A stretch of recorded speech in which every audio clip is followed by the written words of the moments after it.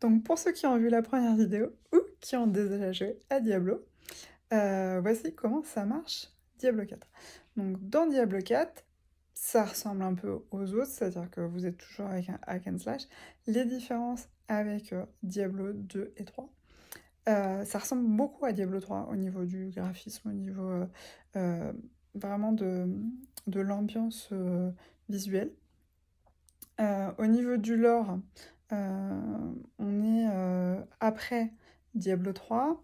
Ce qui s'est passé, c'est que on a Lilith, je ne sais pas si vous vous rappelez, mais le monde de Diablo, il est créé par un ange et une démone ensemble qui ont créé ce qu'ils appellent le sanctuaire pour être à un endroit où il n'y avait pas la guerre éternelle entre les démons et les anges.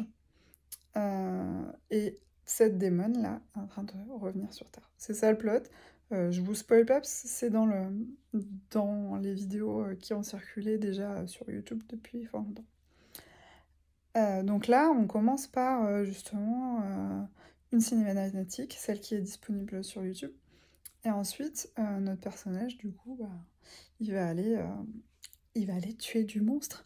Parce que, bien sûr, comme dans tous les Diablos, le plot c'est que les démons commencent à arriver et il va falloir aller défourailler du monstre.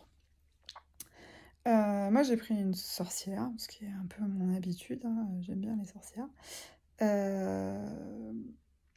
Et qu'est-ce que je peux dire de spécifique par rapport à Diablo 3 On a le retour de l'arbre de compétences, donc pour ceux qui ont joué à Diablo 2, et pour ceux qui connaissent un peu les jeux de rôle, donc c'est un principe de quand vous mettez des points dans une compétence, ça vous débloque la possibilité de mettre d'autres compétences après comment dire, sous la forme vraiment d'un arbre, c'est-à-dire que les compétences sont liées les unes aux autres.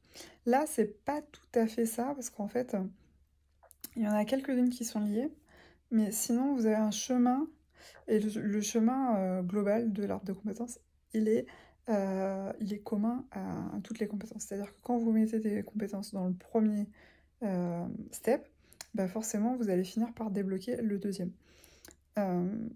C'est pas tout à fait comme dans Diablo 2, où vraiment, il fallait suivre votre arbre, et puis si vous aviez mis 0 point dans une autre branche, eh bien vous n'atteignez jamais cette branche. Et de ce que j'ai vu, j'ai l'impression qu'on peut réinitialiser aussi. Grande nouveauté par rapport à Diablo 2. Je crois qu'on pouvait le faire sur les dernières versions. Et qu'est-ce qu'on a aussi? Ah oui, on a un monde qui est plus ou moins en multi. C'est-à-dire que avant, dans Diablo 3, dans Diablo 2, vous choisissiez multi ou solo. Là, vous êtes semi-solo, semi-multi. C'est-à-dire que vous êtes avec votre personnage dans un monde multi et vous avez des choses qui se débloquent uniquement pour votre personnage. Le loot, par exemple, ça évite de se faire piquer absolument tout. Mais vous avez aussi des événements qui vont être communs et donc des fois, vous pourrez faire alliance avec d'autres personnages pour pouvoir faire l'événement. Ce que je sais pas, c'est si il faut faire forcément des choses en commun pour pouvoir faire tout le cheminement du lore, ou si il y a moyen de le faire en semi-solo. Ça, je sais pas. J'ai vu aussi qu'il y avait énormément de quêtes secondaires. Dès qu'on est dans un lieu, il y a des petites choses à faire. Donc ça, c'est super agréable. Ça donne une impression un peu comme un jeu à monde ouvert où vous débloquez des choses au fur et à mesure, tout en ayant aussi une quête principale, donc la quête par rapport à Lilith.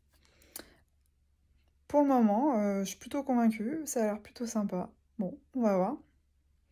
Voilà, dites-moi ce que vous en pensez. Salut!